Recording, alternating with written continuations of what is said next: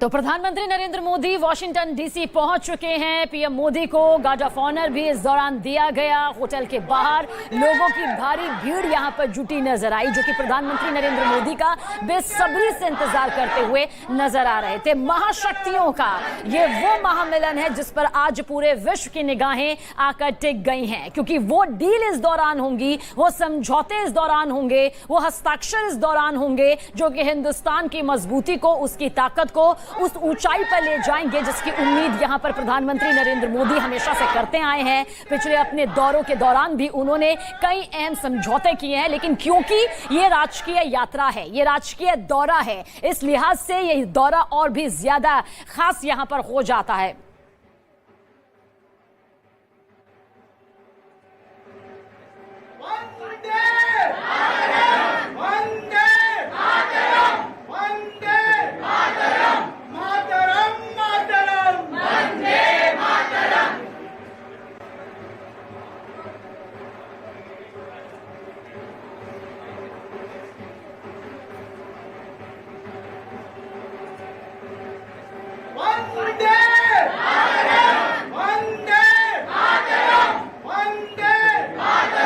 और हमारे सहयोगी अमिताभ सिन्हा इस वक्त हमारे साथ मौजूद हैं।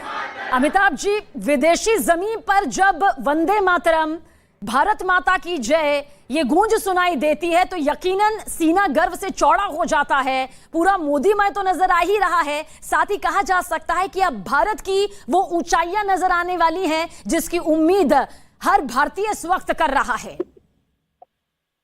देखिए, दो चीजें साफ है। वंदे मातरम की आवाज हो, भारत माता की जय की आवाज हो, ये इंडियन डायस्पोरा की आवाज है जिसको प्रधानमंत्री मोदी ने मजबूती दी है, उनको आवाज दी है। ये बहुत बड़ी बात होती है, क्योंकि अगर अंतर्राष्ट्रीय योग दिवस मनाया जा रहा है और यहाँ पर 135 देशों के नुमाइंदे प्रधानमंत्री मोदी के साथ अगर यहाँ पर योग कर रहे हैं तो ये बहुत बड़ी उपलब्धि है इंडियन डायस्पोरा की। कम से कम एक जमाने में जब वीजा मिलना और पासपोर्ट बनवाना तक मुश्किल हुआ करता था, वो अब देखिए ईज ऑफ लिविंग के तहत कितना आसान हो गया। अब आपके पासपोर्ट में डिले नहीं होता। अगर ई वीजा का सिस्टम शुरू कर दिया है, पीआईओ को प्रधानमंत्री ने 2014 में ही 15 में वादा किया था कि वो आपको ई वीजा देंगे, पीआईओ की वो मुश्किलें आसान कर दी हैं। तो अब कम से कम जो दुनिया भर में बसे भारतीय हैं, खासकर अमेरिका जो इंडियन हो गया है कि कम से कम एक ऐसा नेता आया, राजनेता आया है जो सीधे भारतीयों से अपने आप को कनेक्ट करता है, सीधे भारतीयों से अपने आप को जोड़ता है। उनकी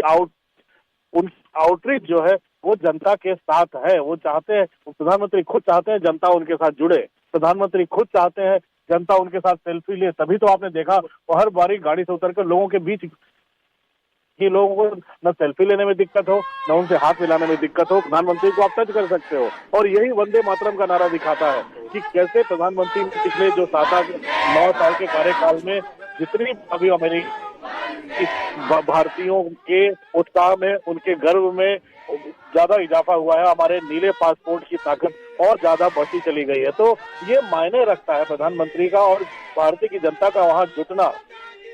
हमने देखा योगा दिवस पे कई राज्यों से लोग आए, सिलिकॉन वैली से आए हुए थे, वॉशिंगटन से आए हुए थे, न्यू जर्सी से आए हुए थे, न्यूयॉर्क के लोग थे, डायमंड मर्चेंट, एक पूरे दर्जनों लोग थे जो बड़े डायमंड मर्चेंट से न्यूयॉर्क में बसे हुए, जो टाइम्स स्क्वायर से लेकर जो यूनियन हेडक्वार्टर के पास ही में रहते हैं। सबने हमें बयान भी दिया था कि प्रधानमंत्री मोदी ने हर एज ग्रुप के लोग थे, बच्चे हों, बुजुर्ग हों, युवा हों, सब प्रधानमंत्री मोदी को देखने, उनसे मिलने और उनको लाइव देखने पहुंच रहे थे। तो एक प्रधानमंत्री मोदी ने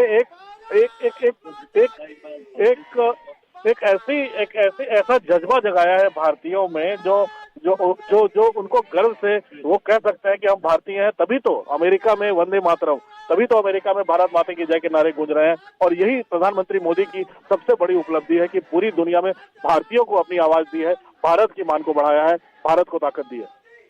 सबसे बड़ी डील का भी जिक्र करेंगे, किस तरह से एआई को लेकर भी एक बड़ी डील यहां पर हो सकती है, किस तरह से डिफेंस, बिजनेस, टेक्नोलॉजी को लेकर हिंदुस्तान अब बुलंदियों पर यहां पर और आगे की तरफ रफ्तार के साथ नजर आने वाला है। लेकिन जो तस्वीर इस वक्त आप देख रहे हैं उसे भी आप समझिए। प्रधानमंत्री नरेंद्र मोदी बच्चों से बातचीत करना, बच्चों से हाथ मिलाना, उन्हें दुलार करना बिल्कुल नहीं भूलते। अमिताभ जी, कहा जा सकता है क्योंकि बच्चा भी प्रधानमंत्री नरेंद्र मोदी मोदी को पहचानता है। जिस तरह से शिक्षक दिवस को उन्होंने बताया, उस दौरान बच्चों से वो बातचीत करते हैं, उनके जहन में उस वक्त क्या चल रहा है, एग्जाम्स आने से पहले उनकी बच्चों से मन की बात यहां पर हो जाती है। अब बच्चे भी उन्हें पसंद करते हैं, प्यार करते हैं, सम्मान करते हैं, जानते हैं कि शायद वो जानते हैं कि पीएम मोदी बखूबी जानते हैं कि यही देश के आने वाले वो पीढ़ी है जो मजबूती के साथ आगे बढ़ेगी।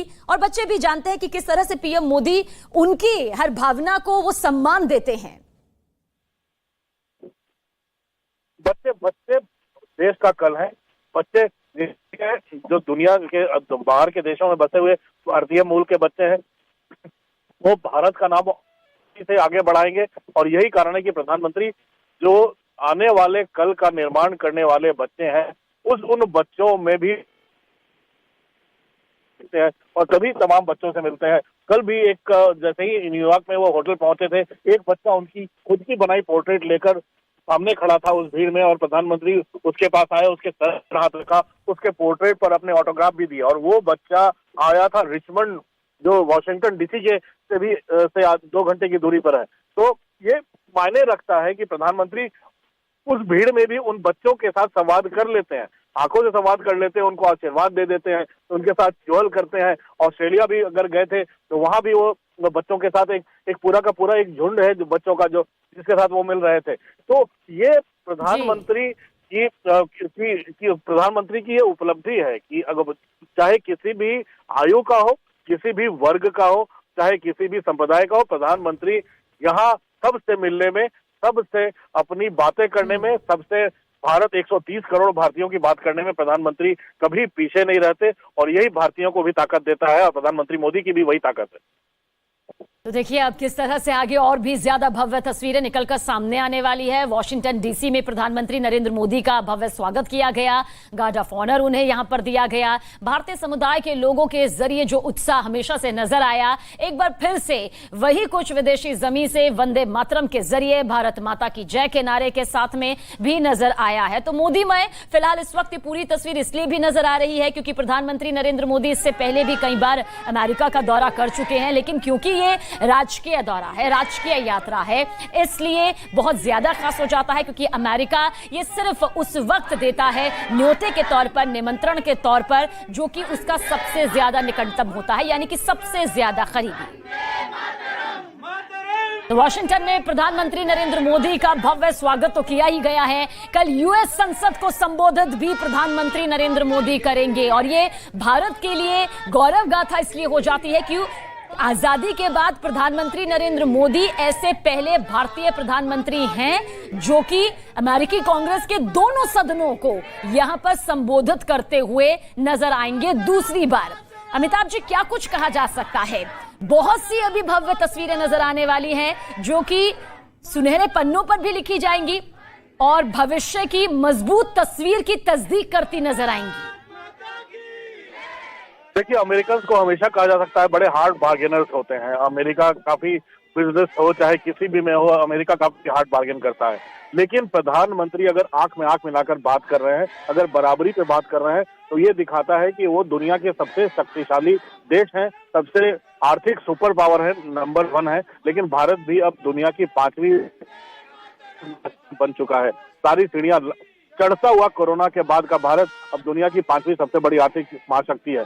दोनों दुनिया के सबसे बड़े लोकतांत्रिक देश हैं और यही बात है जो दोनों देशों को नेचुरल अलाई बनाती है। स्ट्रैटेजिक पार्टनर अच्छी बात है, आप डिफेंस डील भी कर रहे हो, तमाम चीजें कर रहे हो, लेकिन सबसे जो अहम बात होती है वो इकोनॉमिक डील्स होती हैं। आर्थिक मामलों में, शिक्षा के मामले में, जो फ्यूचर टेक्नोलॉजीज है उसको कैसे बढ़ाना है, उसके बारे में अमेरिका से भारत सीखना चाहता है। अमेरिका को भी अपना बिजनेस बढ़ाना है, चाहे वो आर्टिफिशियल इंटेलिजेंस का मामला हो, चाहे सुपर कंडक्टर्स का मामला हो, चाहे क्वांटम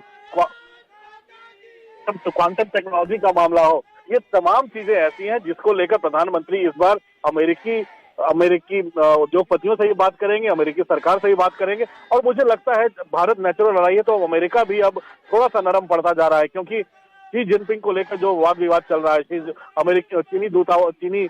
चीनी दूतावास ने जिस तरह से अमेरिकी राष्ट्रपति बाइडेन के बयान को बेतुका भद्दा बताया है, उसके बाद से मुझे लगता है कि अब भारत का यहाँ आना भारत के प्रधानमंत्री का यहाँ आना काफी कुछ मुश्किल में डाल गया है, काफी कुछ परेशानी में डाल गया है भारत के दो पड़ोसी मुल्कों को, जिनके साथ सीमा विवाद लगातार चलता रहा है। तो प्रधानमंत्री का यहाँ पर आना और राष्ट्रपति के साथ, राष्ट्रपति बाइडेन के साथ डिनर करना, ये ऑफिशियल डिनर करना है। और जहां तक कांग्रेस को एड्रेस करने की बात है, ये इससे बड़ी उपलब्धि क्या हो सकती है कि प्रधानमंत्री दूसरी बार स्टेट विजिट पर अमेरिकी कांग्रेस को एड्रेस करेंगे। अब तक मुझे लगता है कि कुछ ही नेता, नेल्सन मंडेला हो, कोई और हो, एक और नेता है जो दो बार कर चुके हैं, लेकिन जो इजराइल के प्रधानमंत्री नेतान्याहू थे वो 3 बार एड्रेस कर चुके हैं। तो प्रधानमंत्री है कि आने वाले दिन वो उस रिकॉर्ड को तोड़ दें, क्योंकि अब तमाम भारतीय डायस्पोरा यहाँ था, जा रहा है प्रधानमंत्री और भी लंबा अभी कहने, और बार बार अमेरिका है अपने राजकीय दौरे पर इस तरह से। और सबसे बड़ी बात है कि जो 2000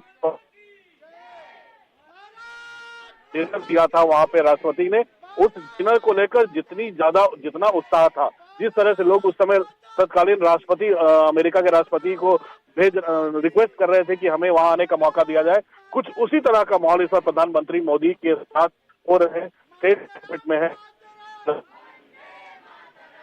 कि मोदी जी आपने हमें मुश्किल में डाल दिया है। ऐसे लोगों के संदेश आ रहे हैं थाने पर बुलाने के लिए, जिनके बारे में जानता तक नहीं। तो ये अद्भुत है, कभी ऐसा नहीं हुआ था। तो ये भारत के लिए, सिर्फ प्रधानमंत्री मोदी के लिए नहीं है, भारत के लिए भी बड़े मान की बात है कि उसके प्रधानमंत्री को इस तरह से सम्मान दे रहे हैं दुनिया के सबसे शक्तिशाली व्यक्ति, जिसको कहा जा सकता है राष्ट्रपति, जो दुनिया के सबसे शक्तिशाली व्यक्ति होता है।